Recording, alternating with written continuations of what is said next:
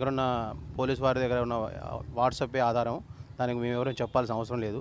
దాంట్లో వాట్సాప్‌లోనే 100% వాళ్ళ లవ్ ఉందా లేదా, వాళ్ళ అమ్మకు తెలుసా తెలీదా అనే వాస్తవం, అవాస్తవం అనేది ఆ పోలీస్ వారి దర్యాప్తులోనే తేలిపోద్ది. దానికి మేమేమి ఆరోపణలు చేయదలుచుకోలేదు. ఎందుకంటే ఒక ఆడకూతురుని పోగొట్టుకున్న తల్లి కాబట్టి ఆమె కూడా భర్త లేడని తెలిసింది. వాళ్ళకి తెలుసు 100% వాళ్ళ అమ్మకు తెలుసు. అది అబ్బాయికి ఇష్టమే. వాళ్ళు వాళ్ళు మాట్లాడుకున్నారు.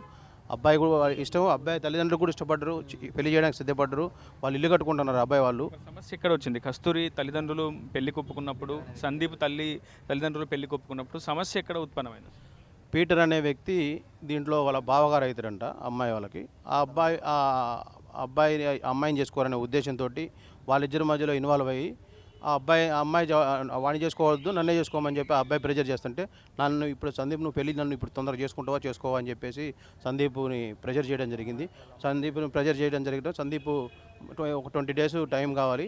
20 డేస్‌లో నా ఇల్లు పూర్తయిన తర్వాత పెళ్లి చేసుకుంటా అని చెప్పి సందీప్ చెప్పడం జరిగింది. ఈలోపు వరకు నేను ఆగే పరిస్థితి లేదు. నన్ను మా బావ వేధిస్తుండు అని చెప్పి ఆ అమ్మాయి, నువ్వు ఇప్పుడే ఎమర్జెన్సీగా మనం బయటికెళ్ళిపోదాం, లేకపోతే కుదరదు, నేను ఇప్పుడు చనిపోతా అని చెప్పి ఆ అమ్మాయి బెదిరించడం జరిగింది. అది బెదిరిస్తుందేమోలే, ఎందుకు సరే తర్వాత మాట్లాడదాంలే అనేసి మనోడు కూడా కొద్దిగా టైం తీసుకుంటూ ఆ అమ్మాయి క్షణిక తోటి సూసైడ్ చేసుకుంది.